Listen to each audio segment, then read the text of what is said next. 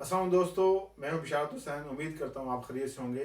आप दोस्तों का बहुत शुक्रिया जो लाइक करते हैं, शेयर करते हैं, फॉलो करते हैं। दोस्तों ने सवाल किया है जिसमें से दो सवाल हैं। एक सवाल है कि स्पाउस वीज़ा पे जो लोग आना चाहते हैं यूके में, जो आ रहे हैं, अगर आपका जो स्पॉन्सर है वो ब्रिटिश नेशनल है या सेटल यूके के अंदर है, तो उसके कितना एक्सपेंस आता है, होम ऑफिस की फ़ी वगैरह कितनी है।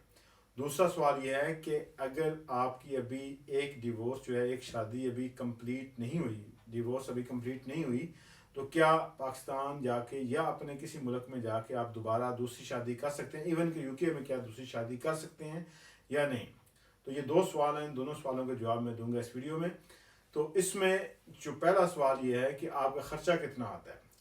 अगर तो आज आप अप्लाई करते हैं या 16 जनवरी 2024 से पहले अप्लाई करते हैं, तो आपका जो खर्चा है लगभग 4,300 के करीब आएगा, जो अभी आ रहा है। क्यों कि तकरीबन 2,000 पाउंड जो IHS चार्जेस हैं, जो 624 पर ईयर के हिसाब से तकरीबन 1930 पाउंड बनते हैं। तो 2,000 वो ले लें और तकरीबन इतना ही जो है वो 1980 पाउंड जो होम ऑफिस की फ़ीस बनती है। लेकिन जब आप किसी और मुल्क से अप्लाई कर रहे होते हैं, चूँकि है ऑनलाइन, चाहे आप यूके से अप्लाई करें, लेकिन चूँकि आप उस मुल्क में आप फिंगरप्रिंट्स देंगे, लाइक पाकिस्तान हो गया या कोई भी और कंट्री हो गया, तो वो उस मुल्क की करेंसी पहले आपने उसमें पे करना है।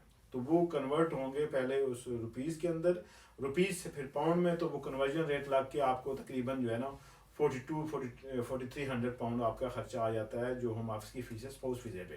प्लस जो आपका लॉयर होगा, आपका जो सोलिसिटर है, वो आपको जो चार्ज करेगा वो सेपरेट है। ये हो गया आपका खर्चा कितना आएगा इसमें, जब आप सारी रिक्वायरमेंट पूरी कर रहे होते हैं।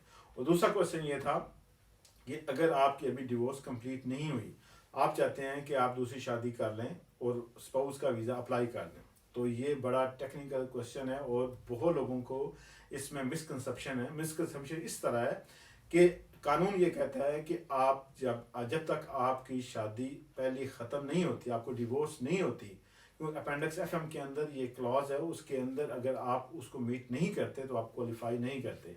तो उसमें must be your previous relation has been broken down, कि वो सारे जो है वो रिलेशनशिप आपके ख़त्म होने चाहिए। तो आपकी अगर आपने डिवोर्स अप्लाई की हुई है, तो इसका मतलब है कि अभी वो कंप्लीट नहीं हुई। आप शादी इस्लामिक तरीके से आप करना चाहें कर सकते हैं, लेकिन उसका फ़ायदा इस सेंस में नहीं होगा कि आपने अगर यूके आना है तो आपकी शादी तभी मानी जाएगी जब आपकी पहली डिवोर्स हो चुकी है। मैं मिसाल देता हूँ, आपने जो डिवोर्स फाइल किया है वो 1 जनवरी 2023 को फाइल की है, ठीक है, लेकिन आपको अभी तक उसका डिसीजन नहीं आया, किसी वजह से भी डिसीजन अगर नहीं हुआ, डिग्री ऑफ एब्सोल्यूट आपके पास नहीं है, आप इस्लामी शादी करना चाहते हैं पाकिस्तान जाके या कहीं भी जाके, तो आप बिल्कुल कर सकते हैं इस्लामी लिहाज से। लेकिन आप यूके लॉ के मुताबिक, या आप कहेंगे आप उस शादी करके मिसिस को ले आएंगे यूके में या हस्बैंड को ले आएंगे, तो वो आपके लिए प्रॉब्लम होगी। क्यों कि जो अपेंडिक्स FM है उसके मुताबिक आपका हस्बैंड का या वाइफ का, यानी जो भी स्पाउस है, उसके प्रीवियस सारे रिलेशनशिप ब्रेक डाउन होने चाहिए, ख़त्म होने चाहिए, और आपके पास सर्टिफिकेट, डिग्री या डिवोर्स सर्टिफिकेट आपके पास होना ज़रूरी है। अगर आप नहीं करते ऐसा, तो फिर उसमें दो चीज़ें बनती हैं। अगर आप फॉर एग्जांपल अभी आपकी डिवोर्स नहीं हुई, आपने स्पाउस वीज़ा शादी करके स्पाउस वीज़ा अप्लाई कर दिया, उसमें दो चीज़ें बन सकती हैं। एक चीज़ यह है कि आपका एप्लीकेशन जो है वो रिफ्यूज़ हो जाएगी। दूसरे में अगर वो कोई अच्छा आपके साथ बिहेवियर करना चाहे, तो वो आपकी एप्लीकेशन को स्पाउस की बजाय फियांसे में कन्वर्ट कर देगा।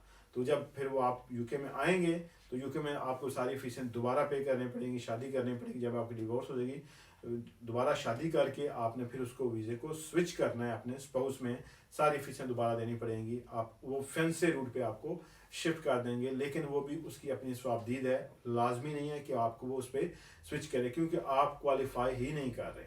तो इस वजह से इतने पैसे आपके पास अगर फालतू हैं तो ज़रूर खेलें, अदरवाइज़ रूल को मीट करें और उसके मुताबिक अप्लाई करें। और जो कॉस्ट की बात कर रहे थे, 16 जनवरी के बाद चूंकि कॉस्ट बदल जाएगी, IHS चार्जेस वो 1035 पाउंड हो जाएंगे, तो इसलिए उसके बाद जो आपकी कॉस्ट आएगी वीज़ा की और IHS चार्जेस की, वो बन जाएगी तकरीबन 5200 पाउंड बन जाएगी। प्लस जो वकील है या आपका जो सोलिसिटर है उसकी फ़ीस जो है वो सेपरेट होगी। बहुत सारे लोग सवाल करते हैं कि हमसे कैसे रब्ता किया जाए। भाई बायो में आप जाएं, वहाँ पे लिंक दिया हुआ है, आप अपॉइंटमेंट बुक करें। आप कहते हैं कि नंबर दें, नंबर वाले कोई नंबर दे के आप क्या करेंगे, बहुत सारे मैसेज आते हैं, हर एक का जवाब देना मुश्किल होता है। तो आप बेहतर यह है कि आप बायो के अंदर लिंक है, आप अपॉइंटमेंट बुक कर सकते हैं। आप उस हिसाब से जो भी मशवरा लेना चाहें आप ले सकते हैं। ये जो वीडियो होती है ये जस्ट इन्फॉर्मेशन के लिए होती है। हमें आपका केस पता नहीं है कि आपकी सिचुएशन कैसी है, तो आप खुद ही अपने ऊपर ये अप्लाई ना केस करें। आपकी हर बंदे की सिचुएशन डिफरेंट होती है। उस तरीके से आप जो है ना अपने आप को देखेंगे आप कहाँ फॉल करते हैं, और उसी हिसाब से अपने आप तैयारी करें, सारे डॉक्यूमेंट रेडी करें। और जब आप क्वालिफाई करते हैं, जब सारी रिक्वायरमेंट मीट कर रहे होते हैं, तो बिल्कुल उस वक्त आप अप्लाई करें, इंशाल्लाह आपका वीज़ा लग जाएगा। अपने जाने वालों का ख्याल रखिएगा, दूसरों से शेयर कीजिएगा। अल्लाह हाफ़िज़।